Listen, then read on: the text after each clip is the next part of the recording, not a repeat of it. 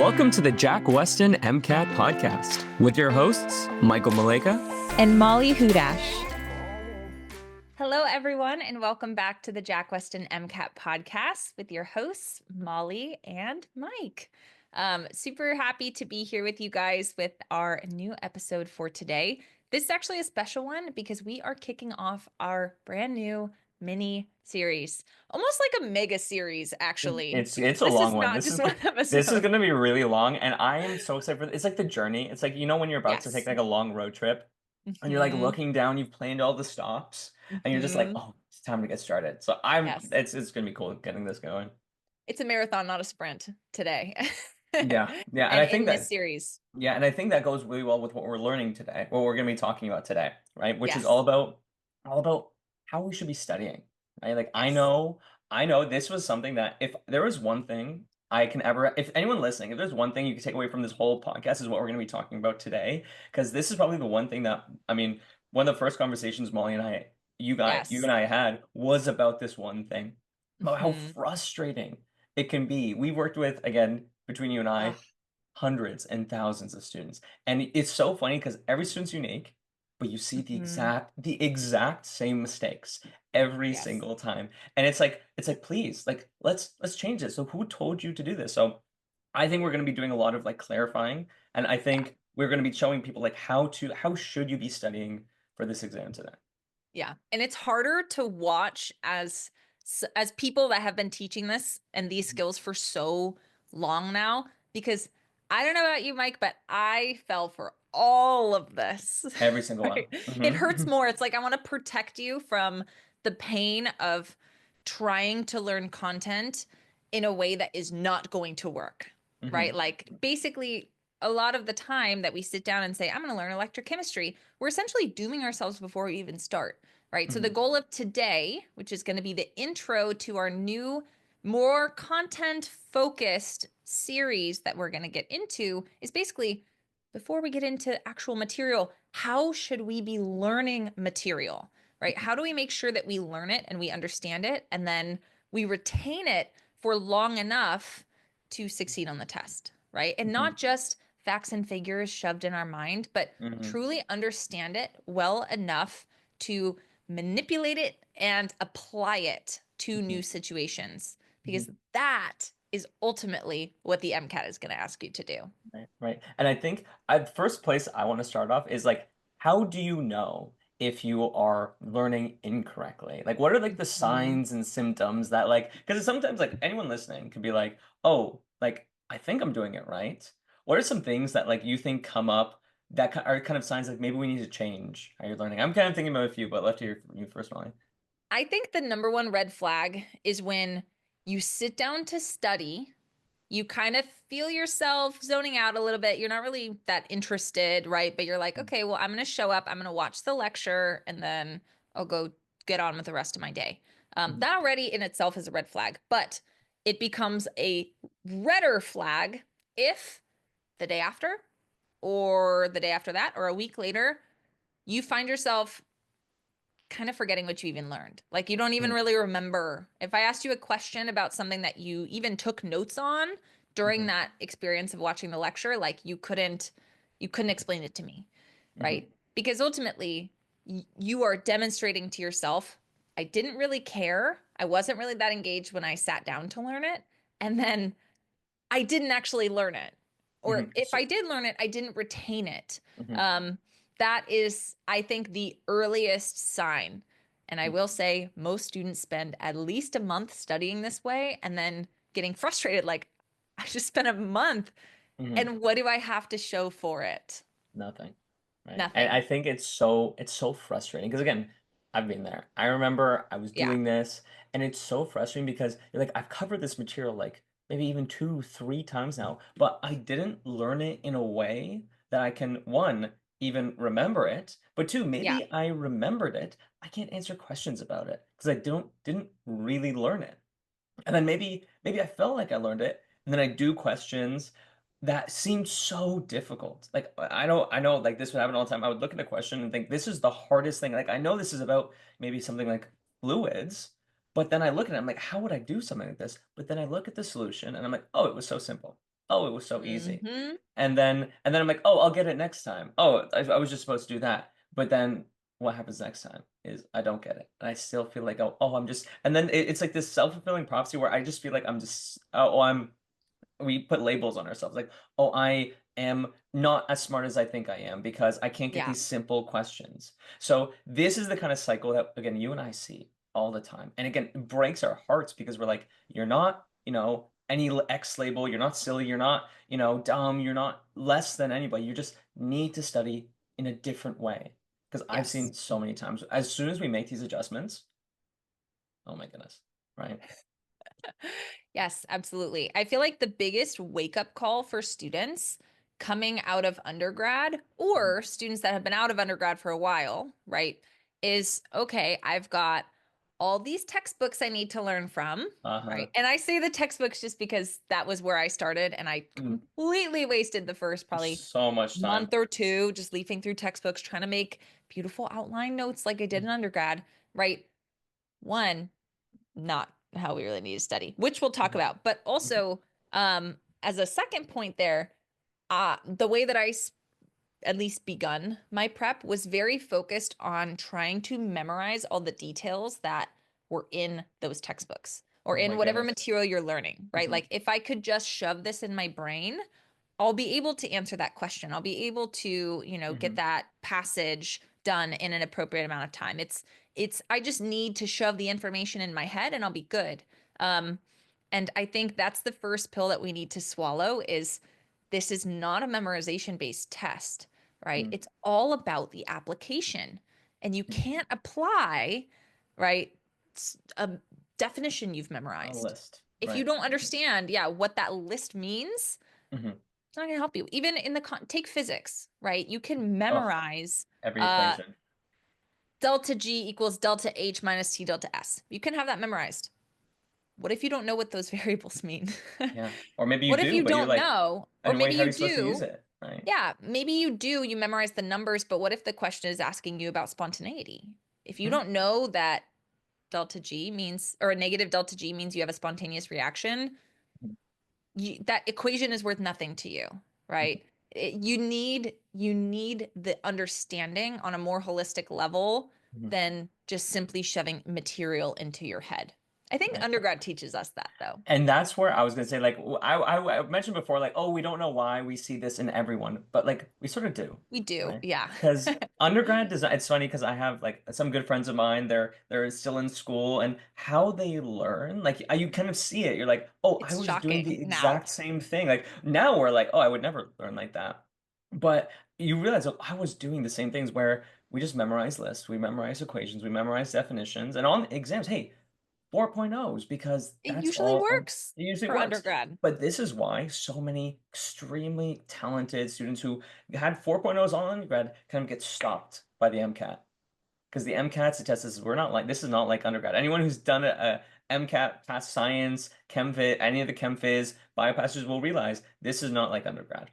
Yeah. This is a whole new beast. So we have to study differently than we did undergrad. We try to do the same thing that we did then, and we're surprised that it's not working out. No, we Yeah. need to change because this is a whole different exam. So, like, Yes. where should we start with this change? Like, how would you say, Molly, like, where a student's like, okay, Mike, Molly, I'm in. I am in. I'm going to change everything. Where do we start? Yeah. So, I mean, that's kind of the goal of the episode is give you a roadmap, right? Mhm. Again, it's okay if you are falling into this category. If you have been trying to do memorization, if you have been learning passively, which is another total topic we could get We'll talk into, about that. Yeah. which we will, right? Mhm. Because we should be prioritizing active learning. But ultimately, part of the goal of this is not to scare you or to make you feel ashamed of yourself or frustrated, right? It's to acknowledge that this is a pretty universal experience that has been consistent with everyone who's ever tried to prepare with this test, right? Mhm. It's really an opportunity to learn and grow. And that's what we're going to get into, right? Mhm. So I would say if our goal is to get to the point where we can understand and apply the concepts on the MCAT, the first thing that we need to do is to figure out where we are now. It's like, Mhm. I know everyone's going to have the same goal, which is Mhm. to learn and understand the concepts associated with the MCAT. Cool. But unless I know how close we are to that goal, we're never going to get there, right? And this first step, right, which is identifying your weaknesses, is one that is going to, it's going to, it's going to hurt a little bit. Mhm. It's often not a comfortable experience to acknowledge our weak areas, especially as, you know, as we've been saying for the past couple episodes, oftentimes we define ourselves as an identity, right? Mhm. As someone who is intelligent, as someone who does well in school, as someone who picks things up naturally and quickly, right? Like we identify as people who excel on tests and in school. So step one, identifying your weaknesses, is going to be uncomfortable Mhm. because for some of us, we're going to see that as I'm not going to do well. I'm not smart. I'm not worthy. If your whole Mhm. identity is based around never failing, failure is kryptonite, right? Mhm. So the first step, we diagnose our weaknesses, take a content diagnostic, right? We've got it on our homepage for free. Um, and ultimately make a plan for what things we need to learn and how we can learn them. Mhm. I Yeah, guess I we should think. tell them about the diagnostic too. Yeah, no, the every like I think identifying those weak areas is probably one of the most important things because we see so many students like who just start reading the textbook. Like I know. I did you've that. yeah, I did it I too. did that. We are both, but we didn't have like somebody to tell us otherwise. Like we Yes. were like everybody where we let me just I heard I'm supposed to get textbooks and study for this thing, so let me do that. But no, And the spend first so much money on them. Oh my goodness. Yes, yes. But instead, you've been learning things for the last 4 years, right? Like if you're done your undergrad or maybe you're mid undergrad, you've been learning things in your classes. You do know things. You So know some things at you know least. some right. So you don't want to waste time on things you don't know. Like if you took physics, like like physics in undergrad, right? You don't need to know what F equals ma is. You already know that. Hmm. But maybe there's other concepts like fluids that maybe you didn't touch on harder. Then why don't we take the time that we were going to waste, right? Going over those notes that you've already learned 3 times at this point. Why don't we divert that time to something more targeted, to something more focused, so you actually know what you need to learn? And so to identify those areas on our website, if you go to the question bank, there is this button that says the AMC Content Diagnostic, where it's a Hmm. diagnostic for each of the science sections, where you can go, click it, and it will take you through over 100 questions, and each of these targeting all the areas of the MCAT. And it's so you Yes. can use this as like your kind of North Star, like a compass direction, where it's like, okay, this diagnostic tells me that okay, I'm good when it comes to my like for me, I remember biochemistry was something I love. I love biochem. Like I love enzymes, I Me love too. molecules. So that, like when I was going through my textbooks, like I didn't really spend much time on my biochem textbooks because I took it in undergrad. I had a great professor. I really loved the stuff. So I didn't really need to spend much time. But like things like electrostatics, fluids, I mean, I've mentioned those before. Those were my nightmares. So I could direct that time to things that I actually needed to work on. So that's what Yes. we recommend whenever I have a student that I'm working with one-on-one, the first thing, let's get a Yes. diagnostic. Where are we right now? Yes. And I want to acknowledge one of the unique qualities about this diagnostic, which is free, by the way. Everyone can go Oh, do it. yeah, And it's that'll be totally part free. of your homework notes for this Yeah. episode. Yeah. Um, One of the things that makes this unique compared to your average full length is there's no passages and there's really not a whole lot of strategy. You also don't need to take this timed, right? This is very literally just a bunch of relatively straightforward multiple choice questions aimed at kind of diagnosing your content weaknesses. Okay, so this is not a full length. This is not meant to mimic the MCAT in any way, except that it's going to have the same content that the MCAT will ask you to deliver, right? And that's the greatest value, greatest asset, because every time you do a full length, for every one of those questions, right? Every one of the 230 questions on that full length, there are many different reasons why you'd miss a question, right? And this is part of why we want to start with how to learn content, because ultimately, you at the very least need to know foundational content concepts to be able to decipher when you do a full length, was this answer supposed to come from my background knowledge or was it supposed to come from strategy? Right? We Mhm. need to figure out how to at least form the foundation of our content knowledge before we can truly get the most out of an actual MCAT full length. right? So the Hmm. diagnostic can be used at any time, but especially valuable at the beginning when Hmm. we're not quite ready to get everything out of a full length review, right? This is going to point out exactly what you need to learn, because really the only reason you should be missing a question on the content diagnostic is because you didn't know the content. The content, sure. Exactly. Hmm. And then once you are done, if you go to the analytics tab, and this will be literally a tab on the left-hand side of our homepage, same with the question bank tab. The analytics tab will list each subject and all of the subtopics for that subject. So Hmm. within biochem, you'll see amino acids, you'll see protein structure, enzymes, you'll see glycolysis, you'll see gluconeogenesis and pyruvate dehydrogenase complex. You'll see all of the different levels or, different subtopics, I guess, Sure. within the subject of biochemistry. And it will give you your score breakdown in each, Hmm. right?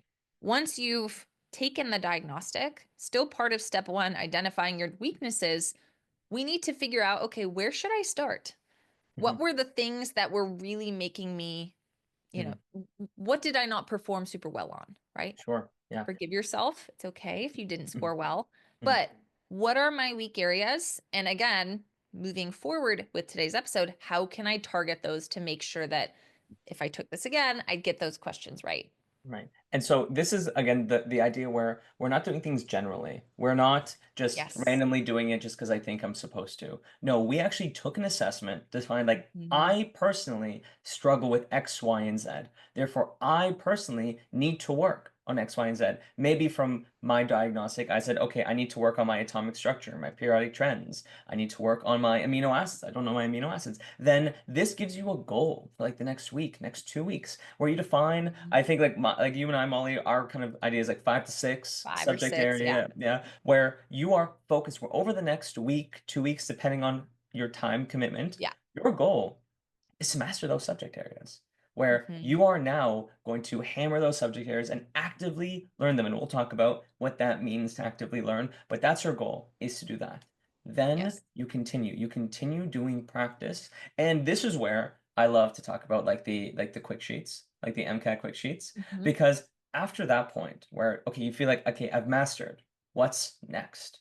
Well, you can go back to the diagnostic, or like I love the MCAT quick sheets because they're a really general overview of all of the content on this exam, not to study from. You do not study from the content diagnostic, but it's a good like you take a look at it and see, okay, what on here do I feel good about? And what on here do I know nothing about? That Hmm. helps to give direction after this point. Where now I can say, Hmm. okay, I've now mastered my atomic structure, I know my amino acids, but I felt really bad about enzymes before. Oh, but now it's because I didn't know my amino acids and what made up my enzymes, or maybe I was poor with acids and bases. Now I can actually target my enzymes now. Because again, a Hmm. lot of this content builds on one another. So this is Yes. a great way to continue building, to make these connections while you're studying. So I think that that's the first, like, literally step one, figure out what you need to work on 100%. Yes, Yeah. most definitely. And I also want to acknowledge how a lot of us at the beginning of our prep just feel so overwhelmed by the Mhm. sheer volume of information that you need to learn. Like Mhm. it's very easy to feel like you are just caught in a riptide and being sucked out to sea. Like I just there's so much. I'm so outnumbered when it comes Mhm. to concepts that I need to know. Um, Doing this method of taking a diagnostic, identifying again 5 to 6 topics that you want to review in a given period of time, give it a week or 2 weeks, depending on your time frame.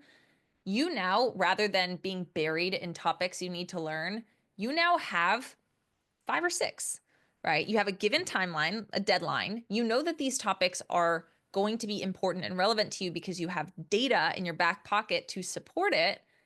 This is now like you could take a little bite out of that content, um, so it doesn't overwhelm you Mhm. entirely, right? Mhm. And if you can pick those topics intentionally, which comes back to our favorite word, Mhm. intention, if you can be Mhm. intentional in the way that you pick those topics and you keep working forwards, um, you're going to end up covering all this content, right? Yeah, right.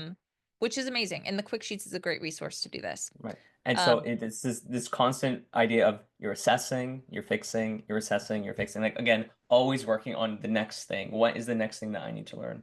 But I yes. guess kind of the next thing that I bet some people are wondering are like, okay, great. I know what I need to work on now. How do I Mhm. learn them? How do I not make the mistakes that we were talking about before? What do you like? What is the first step? So you've identified the area. Now what, Molly? Yeah, so we need to talk about how to actually learn something. This, Mm-hmm. I think, is probably the most important step.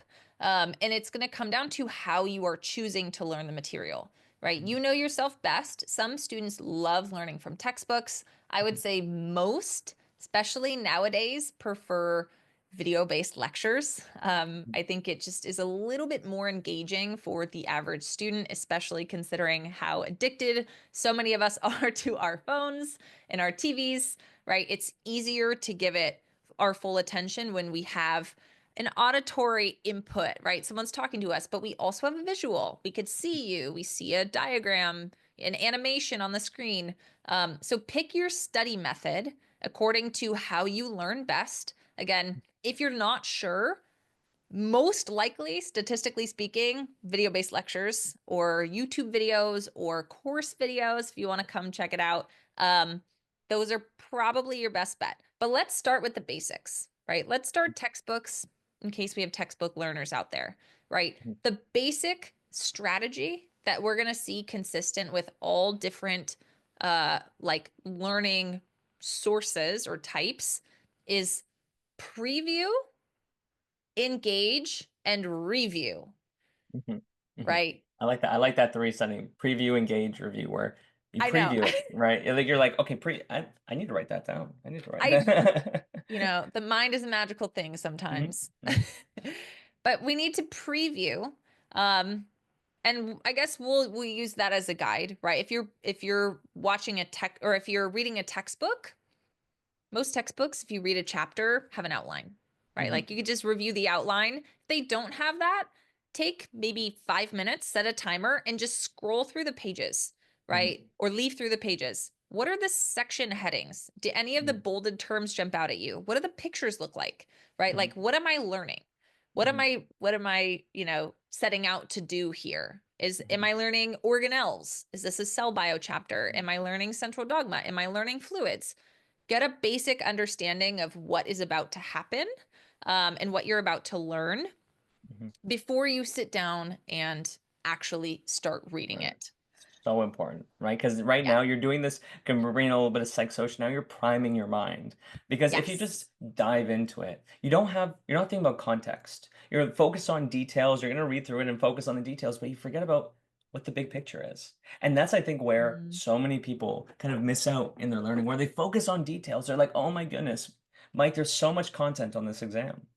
But yes. reality, again, and I know I take flack for this. I don't think there's that much content on this exam. Okay, shoot me if you need to. But, right, I actually think that if you contextualize things in terms of a bigger body, like if you learn about organelles, like what they are, well, then of course they had lipid bilayers. Of course they're related to vesicles, and there's like exocytosis and endocytosis in terms of some very important organelles. Like those are things that just make sense when you have the bigger picture. But if you focus on details, like, oh my gosh, like it goes from this vesicle to this one, and then now there's kinesins and dyneins, and what do you mean by anterograde and retrograde? Like all these sort of details get lost, right, if you don't have the big picture. So I think the big goal with the preview, right, is just to get an idea of context so that when you actually get into those details, you have a bigger picture to relate that back to. So I think preview, absolutely. Have an idea before you just dive in head first. Yes. And we'll talk about how to make connections because when you talk about like, of course, it makes sense that you have a lipid bilayer. Of course, it makes sense that you have retrograde trafficking and anterograde trafficking.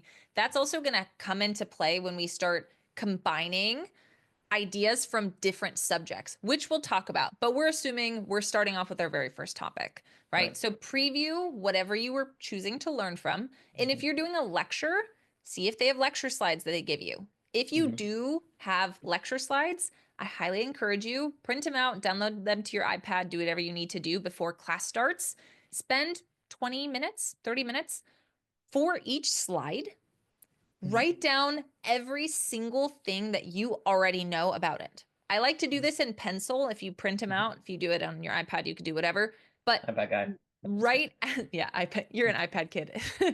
Write everything that you could possibly think of about that topic, just to kind of scour your brain. What do I already know?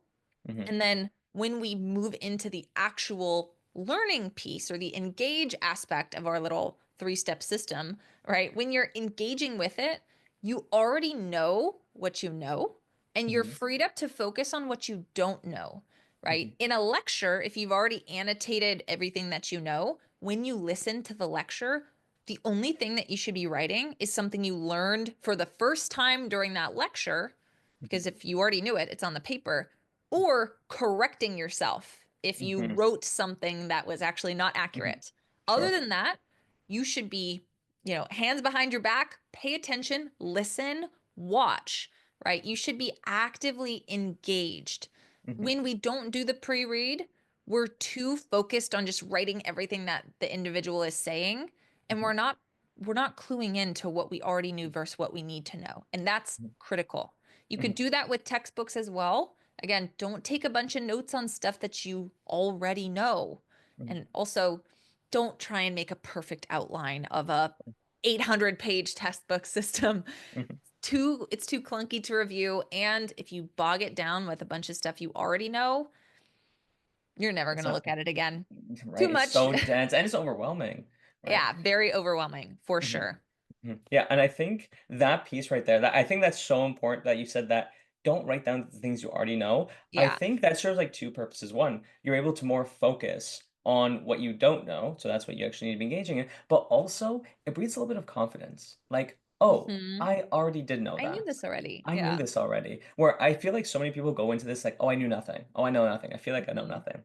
In reality, you do know, but because you feel like you have to copy everything down, that, oh, everything I need to write down, this is all important, you already knew a lot of it. And that's actually Hmm. drives me sometimes a little bit mad sometimes. I work with a lot of students one-on-one, and whenever I have a student I'm speaking to, right? And then everything I'm saying like something we reviewed like last week, and they're just writing down everything I'm saying. I'm like, why are you writing this all down? Like this is stuff that we talked about Talked about. like last week or the week before. You already knew this. And they're like, oh yeah, I did already know that. But we get into this mindset that like, oh, I don't want to miss anything. In reality, you already Hmm. had it. But of course, then you get this huge book of notes that half of it is just overlap. So 100% really make sure that when you do your preview, identify what you do know and be targeted. Again, that's a intentionality, and targeting is a real idea. Target what you don't know because that's what you should be focusing on. Yes. And Hmm. also, you will need to do that in medical school, right? Hmm. Get prepped for it now because the sheer volume of information you'll be expected to learn and understand and retain, which will be our next step, in medical school is so overwhelming that you will be forced to say, okay, I physically do not have enough hours in the day. I'm already pretty comfortable with this. Let me just add a couple new things to my knowledge base on that topic and move into this one because this one I don't know, right? You have to triage, if we keep it in a medical context, Hmm. you need to triage. Okay, this patient, stable, doesn't really need a lot of intervention. Get them the basic treatment they need, but this one is more urgent. This patient needs more help. It's more emergent, right? They're gonna go south pretty quick if we don't help them. Hmm. You triage and you allocate your resources, which in the context of the MCAT is your time and energy appropriately, right? For whatever the actual situation is, which is I, why we do the diagnostic. And it's so that we also know. why, what? Oh, so I was just affirming, like, so that you know Oh, what you yeah. need to triage. Right. Yes. Mhm. Yeah. And of course, when you are engaged, you are paying close attention. You're not trying to scribble everything down at the same time. And hopefully, what you have at the end of that is a list of notes on exactly what you didn't know.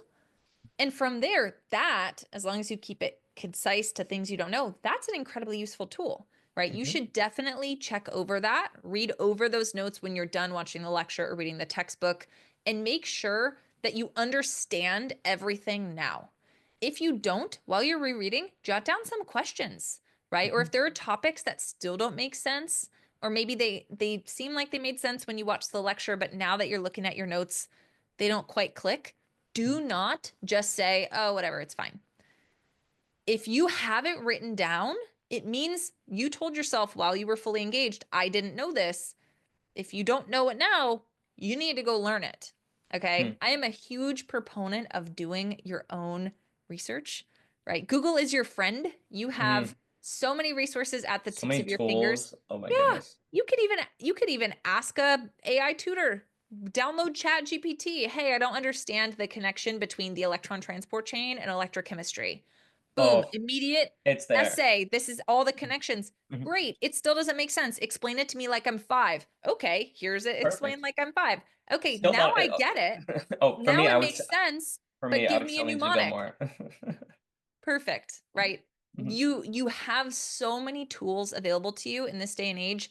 You don't need to spend, your whole life in the library looking at medical encyclopedias, although they're pretty cool if you have them, but you don't need Great, it. great shelf toppers. Great, great. It looks pretty on my on my Mhm. shelf. Not that I need to use it because again, you have so many resources for Mhm. fast independent learning. Mhm. If there are any things from your notes that are still unclear, you have a responsibility to yourself to investigate until it does make sense. Mhm. And if you can get it to make sense, write down why it makes sense now. Mhm. Mhm. Don't just Right. leave your notes alone. Like, Add oh, I it to your remember now. notes. Right. And I think it's Exactly. really interesting because in my experience with students, it's so interesting that we're talking about triage. Like, of course, when you triage the one that's most urgent, that you need the most Mm-hmm. help. But I find so many students, those are the ones they avoid the most. Like, and I know I was Yes. there. Like, I tried to get me to study fluids. I was like, oh my goodness, I hate fluids. I don't want to do that. Hey, let me do more biochem. I like biochem, Yep. but I Same. liked it. That means I didn't need to do it. I understood it well because it made me feel good, right? And of course, hey, do a little bit of those, to keep review, of course. But it really comes to, there are areas you need to focus. That's where your time should be going. Yeah, it's interesting because I actually was the total opposite. Oh, really? When I took when I was in undergrad, I didn't feel like I had a super strong background in physics and Mm-hmm. OChem.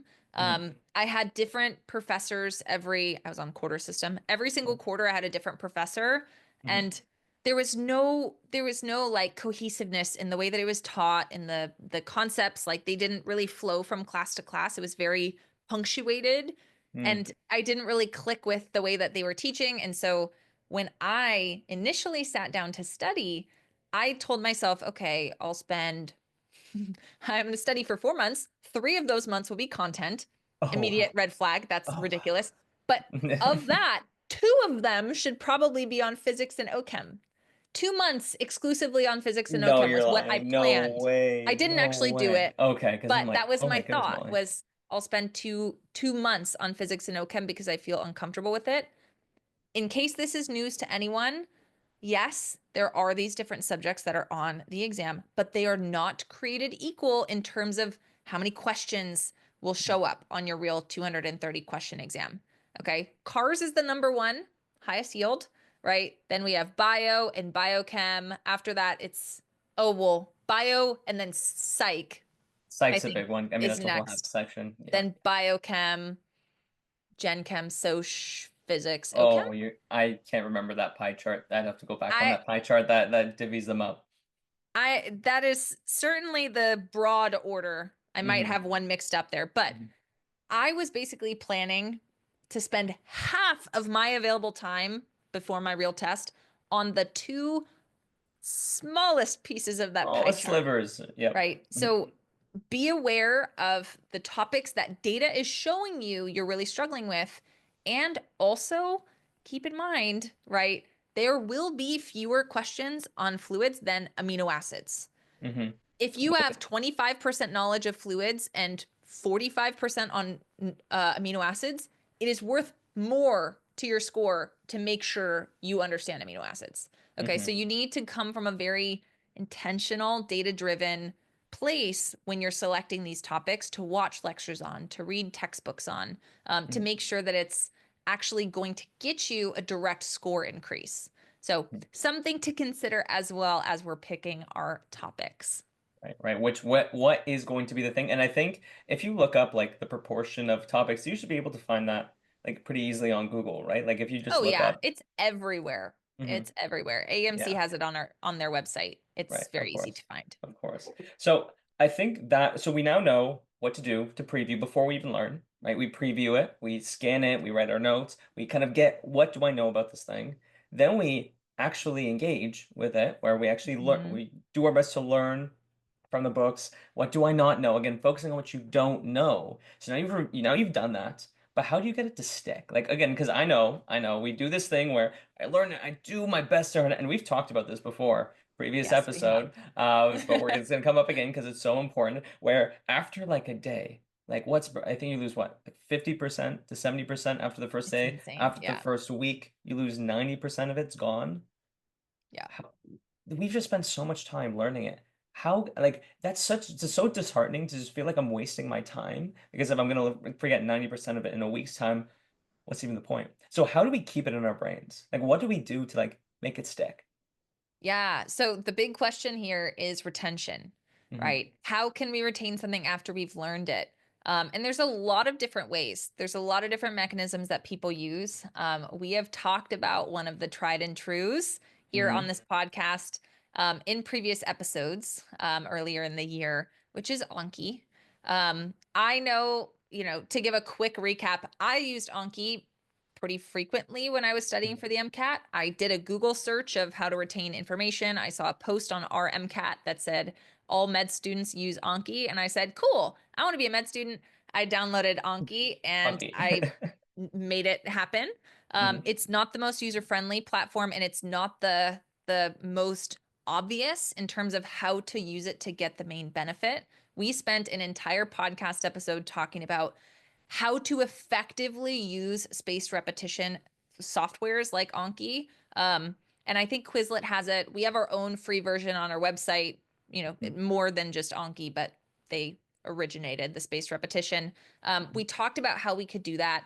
Mike, I know you didn't use Anki, so we have Oh, different ways to of approach this course. as well. Hmm. Hmm. Um, but we need ways to take our knowledge and record them in a platform or in a tool that is easy and logical to review often. Hmm. Because if you handwrite 10 pages of notes on one chapter in a textbook, what is the likelihood that you're ever going to look at that again? It's Never. too clunky.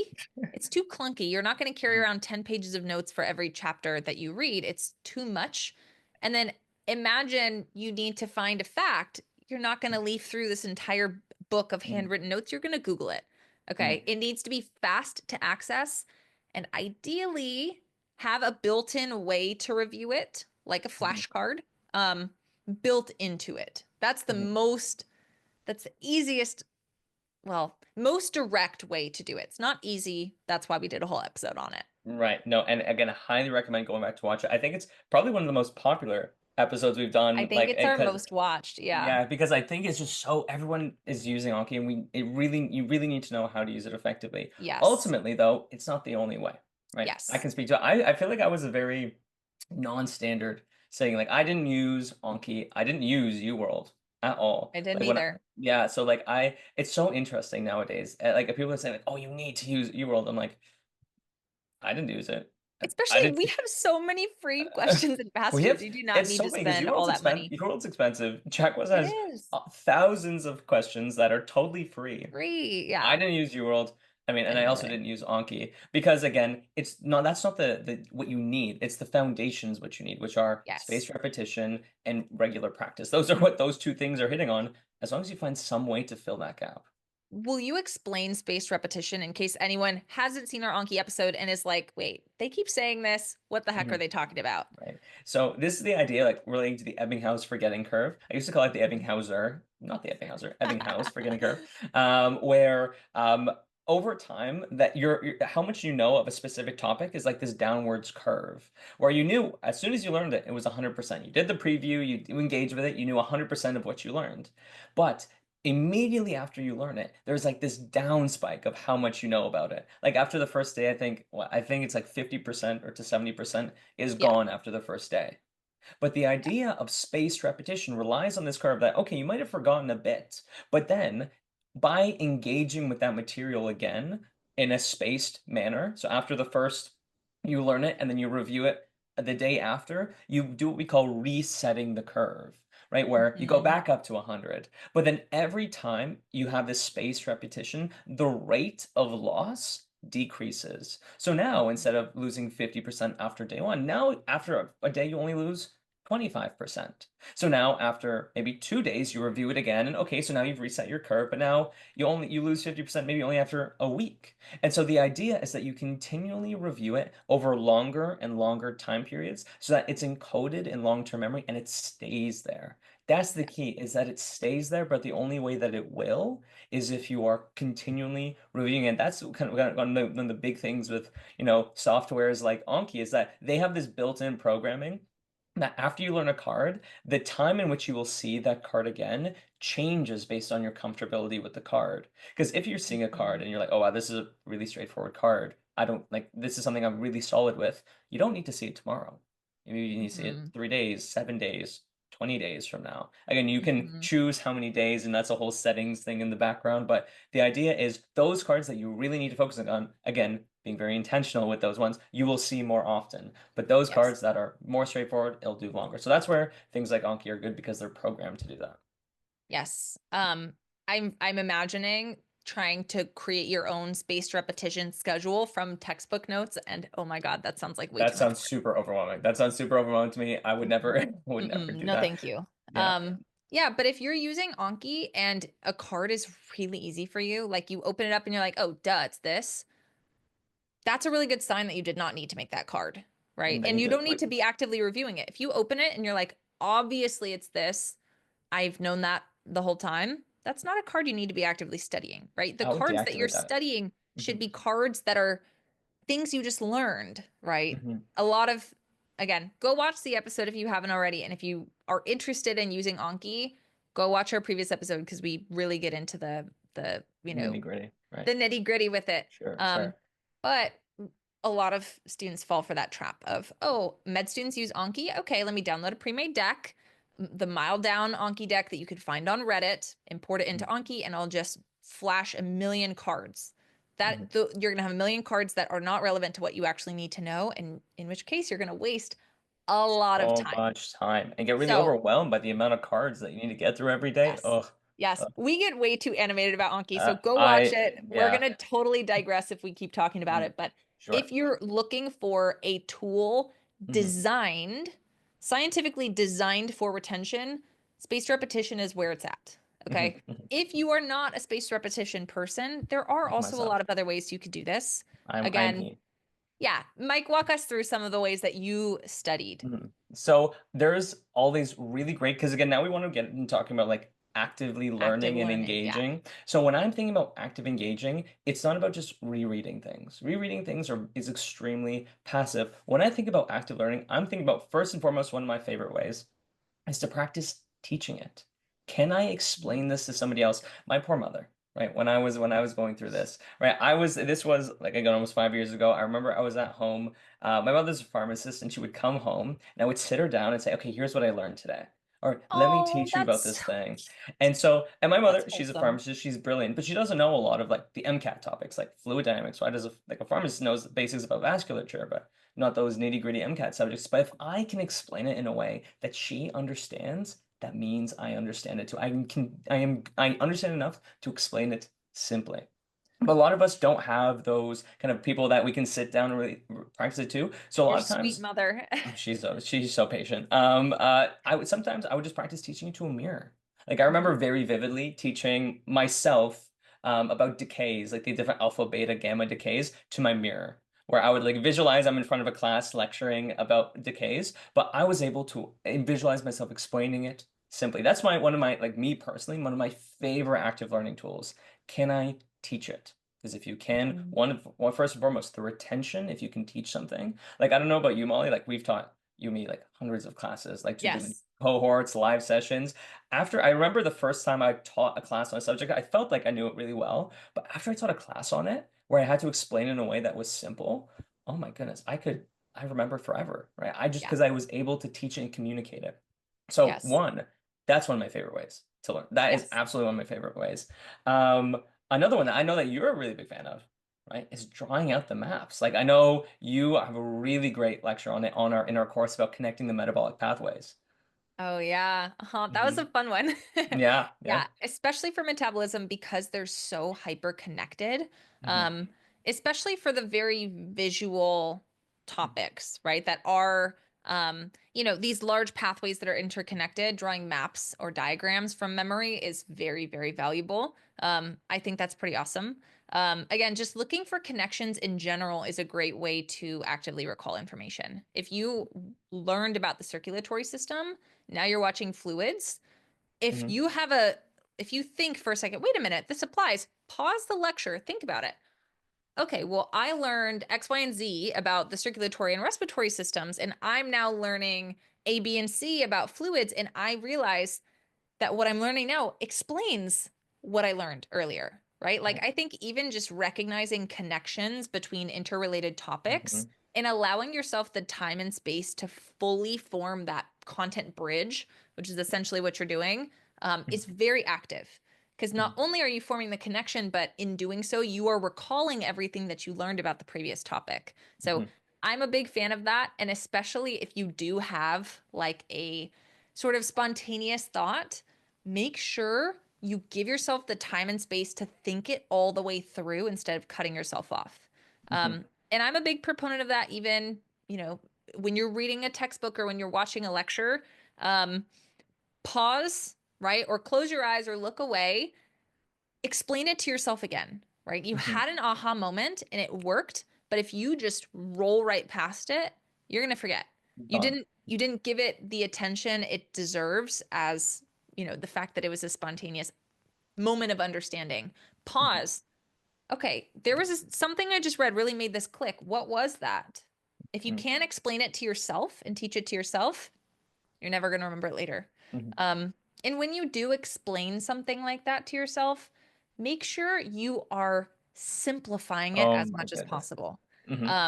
I know you said that you taught to the mirror, you taught to your mom, which by the way is I adorable. know she's the That is best. I so love her like so she's much. a saint. That is She is. absolutely Again, she so would work sweet. like 12 hours. Like it's 9 p.m. She So gets cute. home, and then her annoying son just sits her down and is like, "Let me tell you all about like the metabolism." Which again, and she was like, not like, "Oh, don't tell me." She was like, "Yes, please tell me about it." And I was like, I love You her. angel. She was angel. Yeah, But yeah, that 100%. is But the key here was that it's simple, right? How many yeah. times have we asked a student a question like when you and I have done a number of one-on-one sessions with students, like, tell me about this one process. And then they give you this 5-minute explanation about this thing when there was really just a simple answer, right? A Uh-huh. lot of the times that kind of, and notice if you can't explain it simply, you don't know well enough. I think it was Einstein that said that, right? So if your goal is to explain it simply, do you need a 5-minute explanation to tell me what a certain enzyme is, what a non-competitive inhibitor is, or can you give it to me in a sentence, right? That's the Hmm. key. Yeah. And I think honestly, part of why I was able to do so well, especially in certain topics, is because I actually, when I was studying for my MCAT, I was teaching a Mhm. lot of these topics. But here's the caveat: I was not teaching it at a college level at that time. I did teach bio. I was a TA in bio when I was a student, but after I had graduated and I was studying, I was teaching to gifted children. I Mhm. was teaching medical biology and physiology and genetics and even some physics and environmental science concepts to elementary and middle schoolers and Mhm. high schoolers. But like, how do you explain the central dogma and glycolysis to a literal fifth grader? Right? Mhm. Like, you really have to get creative in the ways that you explain topics if you want the average person or a child to understand it. And that's how you should be speaking to yourself, right? Mhm. Not because you can't understand the highly complex language. In fact, usually it feels like a pat on the back or an ego boost when we realize we can. And that's great. But you want to use language that is easy for anyone to understand when you're trying to get retention, right? There's a Mhm. reason Mhm. why so many of the mnemonics that are circulating are like kind of ridiculous, Mhm. right? Or like they're just very memorable Oh my because goodness. they're Yeah. silly, right? Mhm. Like, can I keep or can Can I keep selling seashells thank you. for Yeah, I was money, like, why officer? I know the Yes. exact mnemonic you're talking about. And so, Yes. and notice what word I stressed. But again, making it the most ridiculous that he can really makes it stick. I remember there was one mnemonic, a physician, I remember when I was shadowing, told me about the bones in the hand. Wildly inappropriate mnemonic, but Yep. it But they're stuck. memorable. It stuck. So I will not share it here, but again, the more outrageous it is, the more it's going to stick. So these are the sorts of Yes. things to keep it in the memory, to keep it retained so that when you see it, you're like, oh, I know this, right? Hmm. And this kind of takes us to kind of the next kind of big thing, which is like, okay, you learned it, you previewed it, you engaged it, and now you've reviewed it. But how do you know? Like, is it just useful if you just know the information? What do we have to do now if we want to succeed? Yeah, and this is something that both you and I did in our prep and everyone did, right? And it's test yourself, right? Obviously, Constantly. everyone knows they need to take practice exams, but I don't think students often know how many questions they should be doing and when they should be doing questions. Should I save AMC for the end? Should I do passages throughout my prep or only in the last third? Or, testing yourself consistently and frequently is very important throughout your whole prep period, right? Because it's the way that you're going to figure out, did I learn that? And do I still understand it well enough to do well? I think you're going to find pretty soon, right, as you engage in this content phase of your prep, um, that just studying something is not necessarily enough to get a question right about this, right? You Hmm. need to make sure you're understanding it in the way that the MCAT or the AMC will test you. And that the only way to figure that out is practice. Yeah. Um, and I mean, again, I completed all the AMC materials, I completed all the AMC full lengths, but I know, in that period, I was also using Anki, I was using other methods. You are the practice question master. You Oh, did what? stop. 11 exams, you did Yeah, plus my full length thousands of questions. thousands. You have the Uh, quantity over me for sure. I did a lot of, and purely in test conditions. I think that was like Yeah, the big thing where I did so many questions because that doubled as my review. Because yeah, not only was I doing questions, again, I started doing practice exams before I finished the content. Not something I recommend for everybody because it can be yeah. very frustrating. But I started Mhm. doing practice exams very, very early because I focused on what I did know. Because when I ever did a practice exam, even if I wasn't done all my content, I wanted to get my strategies down. Because again, this isn't a content exam. Yeah. This largely isn't an exam. This is all about how you can apply and your strategy and how are you doing under pressure. So Mhm. since I knew this was the most important thing, that's what I wanted to get used to early. So when I would do my practice, I focused on what I did know. Like if I hadn't studied electrostatics and I was doing a question set and I got an electrostatics question, okay, I'm not that worried about it. I'll still try to get Yeah. it, You'll but get there. I'll get Hmm. there. But I really focus on what were the things that I did already learn and I still got those things wrong. Like if I Hmm. studied enzymes and biochemistry, yet on this exam, on this question set, I'm getting biochemistry and enzymatic questions wrong. Okay, I need to go back. This is my signal that I thought I knew that well. I thought I made a mistake. Now it's time to learn. Now it's time to realize what did I miss? What do I need to change in order to get it next time? Because that's kind of a mindset that we're all about here at JW, which is all about the growth mindset. A lot of Yes. times we make mistakes. So many students, we make mistakes and we focus on the score. Yeah. Truly, the score doesn't matter that much. It Yeah. really doesn't at first, of course, because your goal is growth. Honestly, I relish at poor scores at first because that Uh-huh. means Yes. there's so much I can learn now. But Hmm. notice, there's two ways you can think about that. You can look at the score and think, wow, I don't know enough. This is bad. Or look at all these things I can learn now. Look at all this Hmm. opportunity for growth. And so this is part of that, I think that really resetting that Ebbinghaus curve, because questions, there is nothing like questions in order to reset that curve, to force you to engage with the material. I think it's the best. That's why I love practice questions. Whenever I work with students, I always recommend doing questions early because we see this all the time where students folks like, oh, I'm in my content phase. I'm just going to try acquire all the content for the first 2 months, but then don't do any passages, don't do Hmm. really any questions on them so that Yeah. when they actually get to their practice phase, kind of the second phase, right, they haven't done any questions. So, and they weren't reviewing. So they spent all of that time acquiring information, but not using it. So they didn't really solidify that understanding. So again, Yeah. I could go on and on. about practice questions. But if you take Yes. one thing away, practice, but really intentionally. Focus Mhm. on growth when you do questions, because the only score that really matters is test day score. Yes. Yeah, for sure. And I think you're hitting on something really important that we've talked about, but I feel like is important to actually put into words and hit on directly, which is the MCAT should not be an emotional thing, right? It is, obviously, you're very invested, but the decisions you make about what to study and how you view yourself should not be a hugely emotional investment, right? Again, I emotionally, when I first started, I thought physics and chem, that's what scared me the most, right? But when I consider the data of basically how I started doing when I started taking practice questions, chem phys and biochem were actually very similar in my score. I Hmm. thought that was going to be my worst section by 10 points in Hmm. my fear, but it was actually very consistent with my other scores. Hmm. I would have obviously wasted a lot of time Hmm. reviewing those for 2 months, right? Also, you need the data to back it up. Okay. Hmm. Any decision you make about where you want to spend your time needs to be informed by data. And if we're avoiding practice questions, we are we're thinking too emotionally about this. Oh, I'm not ready. I don't want to do questions yet because I don't feel like I know everything.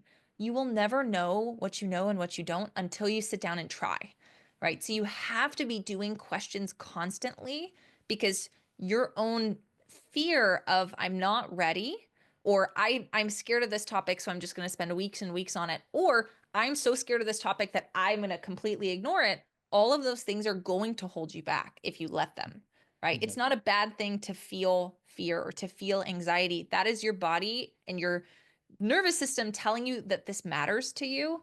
But every decision you make about how you spend your time and how you should be approaching this beast that is the test should be informed by data. And if you are not collecting data regularly, you are losing a huge benefit, right? You're Hmm. going to be basically keeping yourself um, in a little cage. You're never going to be able to get where you need to go, right? Because you're bogging yourself down with too much emotion and too little data. Hmm. Hmm. Yeah, and getting the questions, and that's why I love questions. Getting those questions, that's how you get your data. Exactly. Not from your own thoughts, not how you feel, you do.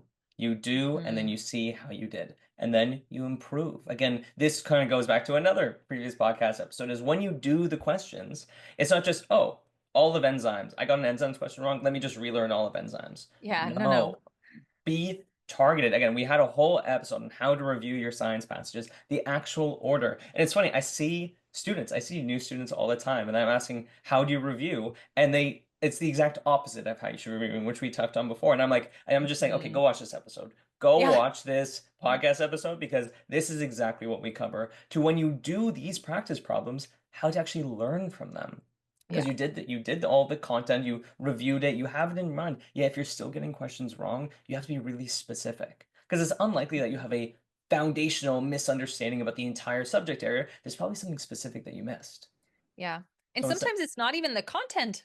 yeah, Sometimes sometimes it's it's just the something from the question. passage, Yeah, right? or a tough And passage. or some passage, something that's not content related. Yeah, we're like, oh, it's an enzymes Exactly. problem. Let me go back to my enzymes concept. When it's like, it's not actually a content problem. The amount of times whenever I see, especially a student who's been studying for a little bit and still their entire exam, I do like use the review sheet, right? Well, you know the review sheet I'm talking about where we have Mhm. students break them down and they're saying it's all content. I'm like, okay, it probably No, isn't, it's right? not. There's something foundational, but if we say, oh, it's a content thing, oh, I need to know more content, we're missing out. Yeah. So if you haven't watched that episode on how to review to actually get the most, we're talking about doing practice problems, but just doing them is not the key, but it's reviewing them that's the key. If you haven't watched that episode, highly recommend. Go watch it. It's a great episode. I Yeah. couldn't recommend it enough. Yeah. And we have it for cars too. And we also Hmm. have a general episode on full lengths. We did a 3 episode mini series on how to review, but Hmm. that would be the science passage episode that we're talking about, right? How to understand why you missed questions within a passage, right? Very, very valuable. Definitely go check it out. Hmm. I think if we were to boil what we're talking about with practice down to one thing, it's don't don't accept that you just didn't know something. Why? Mhm. Figure out Why? why you didn't know it, right? Hmm. Because if you just say, oh, I didn't know that, it's like, okay, well, you're never going to know it. You're never going Hmm. to learn it, right? Right. If you just accept it and move on, you are guaranteeing that if you see a similar question or a similar topic again, you're going to miss it again, right? Hmm. And how are you going to improve if that's the attitude that we bring, right? So we Hmm. have to get hungry. Again, please fail. Please fail as much as you can Please early. do. Hmm. Please do. Don't be scared of it. Again, we have to kind of dissociate from the fact that the score is our identity. No, please. Like so I am so happy when students are able to see that they've missed questions, that they've struggled and say, "You know what? I'm going to go learn all these things." Right? I think in my experience with myself and with my students, I think the most uncomfortable feeling in all of MCAT prep is I'm not getting better and I have no idea why. That is the worst feeling Crushing. in the Absolutely world. crushing. It's Yeah. Yeah. crushing. I'm putting in all of this work. I'm working so hard Hmm. and I'm not getting better and I have no idea why, Hmm. right? The only way that you could figure out why and more specifically how to improve and get past that barrier is from being comfortable failing and Hmm. recognizing and accepting that, but then again, being hungry to figure out why. Why? Why did I Why? fail and what can I do now to ensure that I won't miss that same question if I saw it again? How can I Hmm. prepare myself, build my little armor against the MCAT, right? My Hmm. armor of content and strategies. How can I protect myself from that in the future? How can I grow? How can I learn? That's how you're going to start to learn and Yeah. actually see improvements. Yeah, no, and I love that idea because I think a lot of people need to hear it because Mm, we get in this like mindset of like, oh, this self-fulfilling prophecy where it's like, oh, I feel like I'm bad, I'm gonna try doing it anyway because I need to tough it out, but then because I have this idea of myself, I don't actually learn anything because I feel like I'm like a lot of students like stress learn. It's like I don't mhm. actually want to learn this thing. I'm trying to study. I'm just trying to study it because this is like a big thing. I remember. I think it's Anastasia that sent me something like this. Anastasia, she's a good friend of ours, Yes. huge on the content end. She's Jack Westin, she's amazing. amazing. Shout out to her. She does not take enough She's credit for the amount of work she's she does in the behind background. everything that we do. So much. Amazing human Uh-huh. being. And she is in love with like she is so passionate about how to actually like teach and like have like a really Mm. big hand in our content. I remember she sent me this book. And like one of the first lines of this book was people need to study less and learn more. Ooh, Yeah. I love that. Yeah. I love And that. I think that relates so much to the MCAT, where we get into this thing where it's like, I need to study, I need to say no to that verbiage, I need to do it. No, you get to learn about this stuff. Mm. Right? This is an opportunity to learn. Yeah, we get into the cycle where, oh, I have to do this, I have to I do have to this. Oh, study it. I have to study it. No, you get to learn it. All right. And when Mhm. you learn it, it doesn't matter. I actually, and then this is kind of like a pet peeve I know I've mentioned before. I really don't like, and this is a very personal thing. I really don't like the question, how are they going to ask me this question? Yeah. Because that means you're just trying to prepare for the question. But I can promise you, every single question is going to be a new question on test day. You will not have Mhm. seen most of the questions on test day, but it's not about seeing the questions. It's about having confidence in your understanding that you've learned this stuff so that it doesn't matter how they ask the questions because you know Mhm. this stuff. Because if we focus just on how they ask it, you'll be so thrown off when they ask it. The MCAT, the AMC is so creative in how they ask these questions. Yes, they So are. I am. That's why it's like if you're asking how they learn, how they're going to ask me this, you're not going to be ready for test day. It almost feels like memorization versus understanding, right? Or Mm-hmm. conceptualization. It's like if I'm just so focused on like if I see another question that's worded this way, I should do this. It's too granular, right? Mm-hmm. Look at the bigger picture. What was this question asking you about, right? Mm-hmm. Because that idea of, they're asking me about an assumption made by an author in Cars, or they're asking me about conclusions from a figure in science, that can show up again. But the language that they use, the word choice, the way they structure sentences, that's too granular. We're missing the point, Mm-hmm. right? Again, check out the episode on how to review passages if you're curious. But I love that. And I love that Anastasia sent that to you. Study less, mhm, learn more. Studying, when we phrase it that way, mhm, and especially when we feel like we have, a million topics we need to learn, it feels like a task. mhm, And as people, as a group of individuals, I would say most of us, most mhm, pre-meds are very task oriented and very goal oriented, mhm, right? Like, oh, I have 100 subjects to read or chapters to read. Okay, well, I'll get 4 done today. I'll get 2 done tomorrow because I'm busy, and then I'll do this and that.